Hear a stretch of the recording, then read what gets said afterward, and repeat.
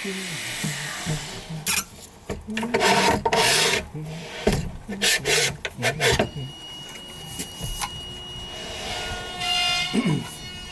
we have the dovetail groove that will now sit on the dovetail of the table bracket. So just slot him in there, and then to lock it in place, we can lock it from anywhere from there, sort of like this, all the way up to there. So it depends what working station you want to achieve. Typically we want it sort of about here, and we just push this back up to lock it in place. They are ratchet style, so what you can do is push in the button and then turn it back down the other way. So we haven't tightened or loosened it there at all, we've just sort of come back on itself and then go again. But in this instance, that's 1/2 a turn is more than enough to stably get that mounted, and then 1/2 a turn back down is enough to slacken it off to adjust it like so. So on the leg itself, a very simple fixing there. And then when we come onto the table bracket, you can remove the additional swivel if you did so want to, but we don't see much need to, as when you're storing it away, the leg will slot into this groove that's also cut out here. So just like it does on the side of the unit there, you can slide him in by here, but the leg itself will always stay in this position when you're storing it away. But if you do want to pull it out just like so,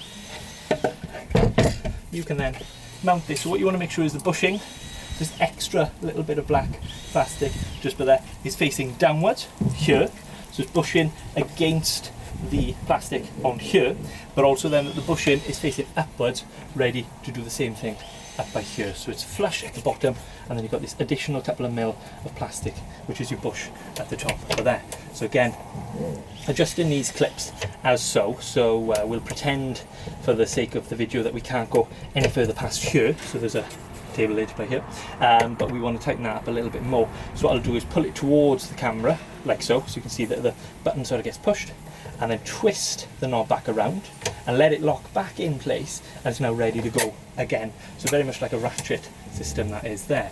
And then when you're done and you've got the right resistance, what we always make sure is that we push the button again and bring this lever so that it's in line with the metalwork. You don't want to leave it where it's something like here, whereas as you can imagine when you're swiveling, you don't want that sort of banging against your knee. And the same for this one just over here. You don't want him in this vulnerable position when you're loading items or walking through the van. Always push the button and twist it just up to the top, but then, and then when you're ready, you drop on the lovely oak table. So this is our solid oak table with the cap inserts, because what we tend to find when you get a little bit too excited and using the table to its full potential, you may sort of be sitting here, once the cushions are in, it'll be a little bit lower.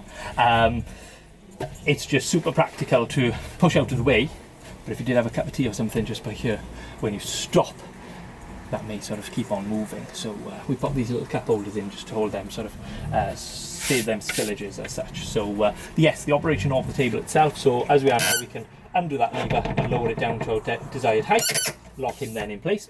Adjust the resistance, so you don't want it to swing everywhere while you're driving, because you can use these while driving. Not physically sitting back here using them, but you can leave them up while driving, but you just want to make sure that that's got enough resistance but not too firm for you. And the same then for the spin as we are there, and again making sure that them arms are in line with the metal. But functional wise, rather than your standard which you see in all the traditional camper vans, and you know we're not traditional camper van converters, that table leg mounted right in the middle, which just destroys the flexibility and the usability of the van.